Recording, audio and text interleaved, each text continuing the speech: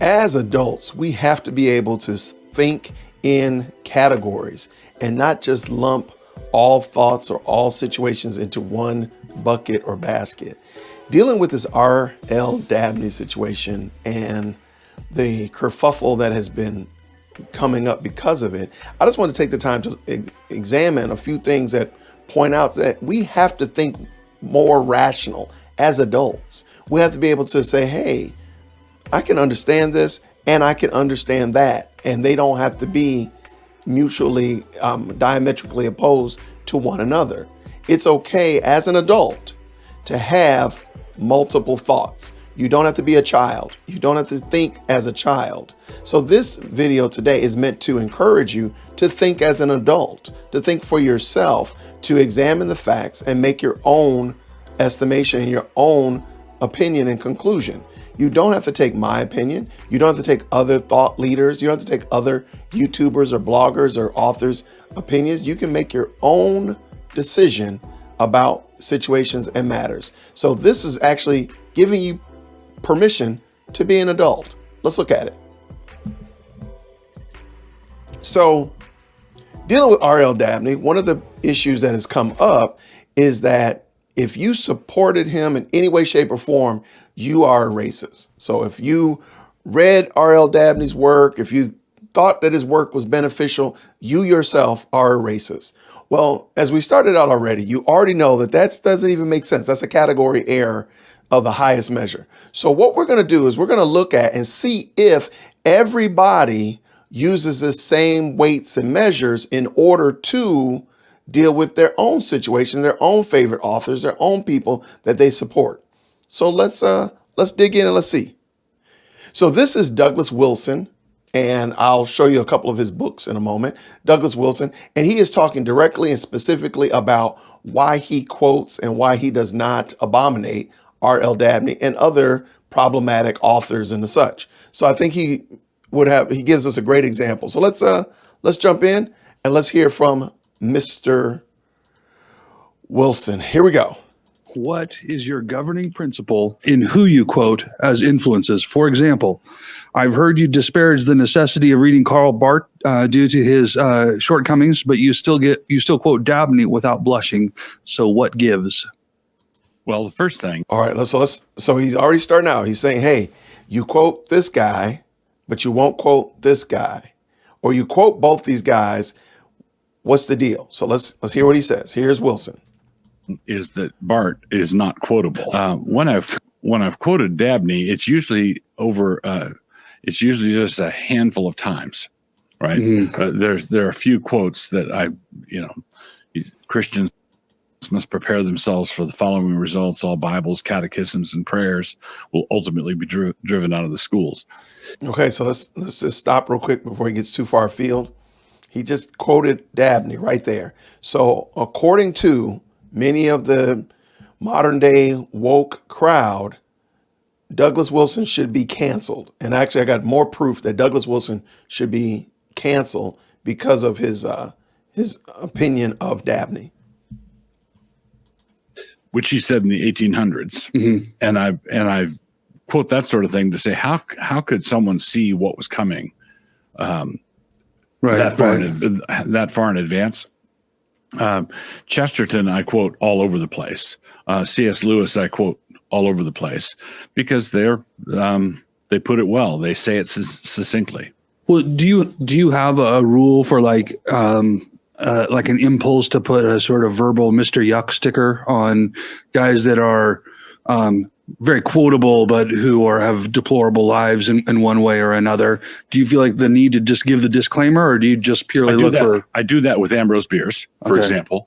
I'll say Ambrose Bierce, not a Christian or cheerful old reprobate, really nails it on this. I'll put a qualifier there because I don't want people to think that I think Bierce was a godly Christian man, but I think RLDabney was a godly Christian man. Whoa, hold on, wait.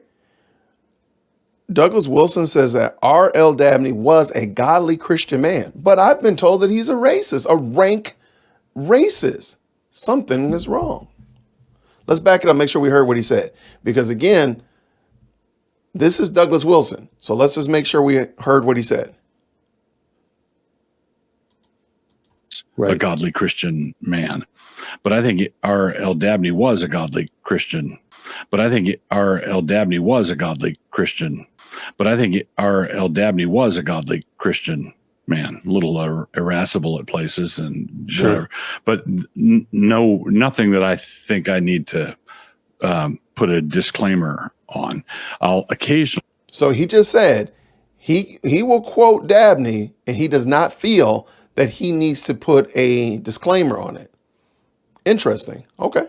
Only put a disclaimer on Chesterton by saying he's my very favorite papist, so that people know that I know that he was a Catholic, and I differ with him on those sorts of things. But I don't feel like you have to distance yourself from everyone you quote. If you said one time Whitman said Walt Whitman said this, or Thoreau said that, or Emerson said a foolish consistency is the hobgoblin of little minds. That doesn't. I'm not buying into Emerson's whole project. I'm not expecting the people that are listening to me to do that. But it's interesting that cancel culture, there's a cancel culture on the right. Yeah, I'm going to let him tease that out in a second. So he's saying like he can quote people without having to subscribe to all of their ideologies or all of their thoughts or all of their maturations. So it is possible for adults to say, hey, I can appreciate this, but I can exclude that. I can acknowledge this, but I can disavow that. Adults can do that. All right, let's go.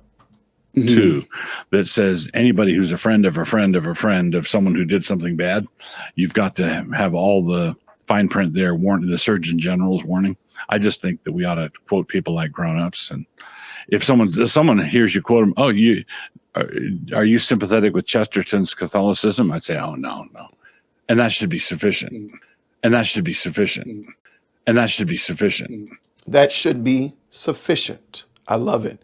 Thank you so much, Mr. Wilson. Now, granted, I still think there is going to be a couple of problems with Mr. Wilson because, again, we have to say like, hey, Douglas, he doesn't sound like he's bad-mouthing RLDabney. He literally says RLDabney is a godly Christian man. So there's going to be a problem there because he can't be, because we've been told that he was a rank heretic.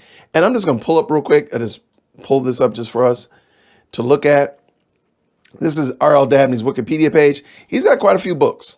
All right, quite a few. And there are some in here that I know have some very rank, inappropriate, racial overtones. They're racist. He has racism written in a lot of his work, in some of his works. You're absolutely correct. Nobody's denied that. Myself and my co-host for the Weekend Roundup, Mike, we've gone through great lengths to say that RLDabney was in sin if he did in fact hold animus in his heart toward people of other ethnic groups. We've said that. We said that he's in sin for supporting various ideas. That was it. When I sat down with Phil Johnson said that RLDabney was in sin for his racism, that his hatred or his animus toward black people was wrong. So I think it's been said. I don't think it really needs to be said more. And I like the way that Douglas Wilson said it. You don't need to put a Surgeon General qualifier on everything if you quote something. So, because one of our major pontificators of this notion that we need to do away with everybody is one Seiko Woods. So let us pull him up. Welcome to the show, sir. You know you're welcome to come on by whenever you would like to. So we're going to listen to what he has to say about problematic theologians. He uses the F-bomb, of course. He uses a lot of curse words, but I'm saying so did Luther. Luther didn't use the F-bomb, but I could read some quotes that Luther did use, and those who have read Luther, you know what he said, but I'm trying to find out why are we. So let's real quick. So he's talking about Luther, and I'll leave the link to this talk, whatever, right here. I'll leave it in the description down below. So he's talking about Luther, and in Table Talk, there's been a lot of attribution to Luther using foul language, saying anti-Semitic things, so on and so forth. Think about. So let's just finish up with let's hear what Mr. Wood's great wisdom is. Praising a man because he wrote some books and commentaries. So did Gerard Kittle. All right, stop real quick. Luther, Seiko here is saying that Gerard Kittle also wrote good commentaries, lots of good works. All right, so who is Gerard Kittle, you might ask? Let's see. Whose commentaries I like. But wait, Seiko approved of Gerard Kittle's commentaries. Let me just back up just a taste, make sure I didn't misquote him any. He was anti-Semitic. Oh, wait, Gerard Kittle was anti-Semitic. He was anti-Jew. And you, Mr. Woods, supported his commentaries and his writings and works? Isn't anti-Semitism racism? And my point is this. Here's my point.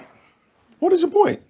My point is, can we take the works of people who are flawed, and they may have some good things, but at the same time, call sin in what they did and not excuse right? it? So we all agree racism is wrong. Nobody agrees racism is right. We agree partiality is wrong.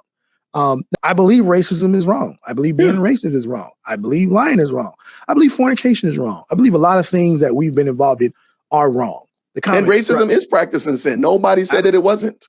Yeah, absolutely. Sin, because if you just want to pick out the big sins, racism, if racist practices sin and doesn't repent for their sin, I don't disagree with you, Black Hawk, but a liar practices lying and he may not repent for it. A preacher, right? A false teacher. What about a fornicator? Old-time racist and being an occasional racist. Like, they're both sin. Wait, but that's what we're doing with RLDabney, sir. We're saying that RLDabney has some good works. He's done some bad things. We don't excuse the bad things, but we acknowledge the good work. I don't understand how this works, sir. Wait, I got to back that up because you just told us to do what you're not doing. And my point is this. Here's my point. Break it down. My point is, can we take the works of people who are flawed, and they may have some good things, but at the same time, call sin in what they did and not excuse it? But that's what Phil Johnson did. That's what Mike at Echoes did. That's what I did. I've heard countless people, John Harris and many others, say that RLDabney, his animus toward Black people was sin. His racism was sin. So why is that not enough, sir? Because you seems to be enough for you here. So what if Martin Luther pinned his 95 Theses on the door of Wittenberg? But if he had no problem putting feces on the doorknobs or other people, he didn't have a problem putting feces on the doorknobs of those that he contended with. Do we not talk about that? We don't do it. We just say, hey, that was sin. That was inappropriate. That was wrong. 95 Theses. Let's keep it moving. It's really easy to do. It's not hard for adults to do that. I don't know why that's a problematic thought. Or do we excuse that? Do we turn a blind eye to that? We said that it's sin. Like, I don't understand why you keep making it something that is not. Like you're saying and presenting it as if Christians are running around smearing bowel movement all over people's doorknobs in the name of Luther. Like, who's doing that? Who is doing that? And I'm just trying to understand, why are we giving Martin Luther a pass? Why? I want to understand, why do we even have to worry about it? Like, for real, like, let's just be honest. Is anybody going around imitating Martin Luther or misbehaving, saying, oh, well, Martin did it, I can do it? Is anybody doing that? Who is doing that? Who? As you like to say, where's the evidence? Where are the receipts? There are none, sir. You're just saying that. Nobody's doing that. And I'll leave the link for this video down in the description. You're welcome to check it out in its fullness and see what you get out of it. But here's something I want to present to you. So I'm just going to see if we can play the childhood game. So here's a book that I just picked up by RLDabney. It's on secular education. It was on his Wikipedia page.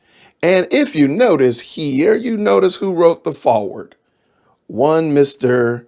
Douglas Wilson. All right. So Douglas Wilson wrote the foreword for this book. So following the children's logic, following the category aired people, I should get rid of this other book by Douglas Wilson, Devoured by Cannabis, which is really a good book. Explains the whole debate about on legalizing marijuana, and very insightful. I have to say it's a good read. It gives you a lot of good insight into the mindset of this argument. So this book would need to get thrown out if I'm following it correctly. So if I'm right, because Douglas Wilson spoke favorably about RLDabney, then I should do away with this book, if that's correct, following the logic of the people that we're seeing today. So if that be the case, then I should also do away with this book, which is Douglas Wilson's book on mocking and having a crass voice and so on and so forth. So I should do away with this book. Well, see, the problem with that is Mr. Woods uses this book as his get out of jail free card for the behavior that he exemplifies on YouTube. So if he gets rid of Douglas Wilson because of this, then he's got to get rid of Douglas Wilson because of this. And since quoting people that are problematic like Dabney is bad, then exemplifying and following after the example of Douglas Wilson in here, which, by the way, he uses the N word in here, and it is, it's interesting. So I'm just trying to figure out even how why is this whole book isn't castigated for that alone? I would encourage a lot of you to read the book by Doug Wilson called A Serrated Edge. A Serrated Edge. Shout out to my brother Edwin Ramirez from Proverbial Life Podcast. Check out his channel. Subscribe to his channel. He has an excellent podcast and ministry. That book, after I read it, gave me life because it confirmed and solidified the things that I say and the things that I do. And I'm not talking about justifying sin, because I don't want to justify sin. I want to jettison sin. I want to get away from sin. But that book is an excellent book because it shows the purpose and it shows the place of sarcasm, mocking, and scathing rebuke from the Old through the New Testament, from the prophets through the Anointed One to his apostles. It shows it all. And I would encourage you, I would recommend you to read that book. Like, he uses the N word, like, pretty rough. And I forgot exactly where it was. I had it saved. But so again, if we're going to get rid of Dabney Wilson because he supported Dabney here, then we have to get rid of Douglas here. And we can't quote Douglas or follow after his examples here because we got rid of him here. Just something to think about. But remember, now, if you say that we can't do that, then you have to say, if you say we can't get rid of Wilson, we can't get rid of serrated edge because some reason, then we have to do the exact same thing with RLDabney. So what I want you to do, and the same thing, notice here in his video, he explained it. Hey, we got to be able to take the good parts and call out the bad parts. So if we call out the bad parts of Dabney, then it means we can accept Dabney for the good parts and exclude the bad parts. You're not a racist if you say he was a racist there. He did say some good things here about education. He was in sin there and his ideas were wrong, but he did say good things here about God or whatever, his theology, whatever. You can do that as an adult. So I want to encourage you to continue to think as an adult. There are videos that are popping up right here that explain even further. When I sat down with Phil Johnson and he explained that RLDabney, that his behavior was sinful, and he does not subscribe to those sinful behaviors, but gives him credit for the good things that he did. Check those out. And until next time, everybody, grace and peace.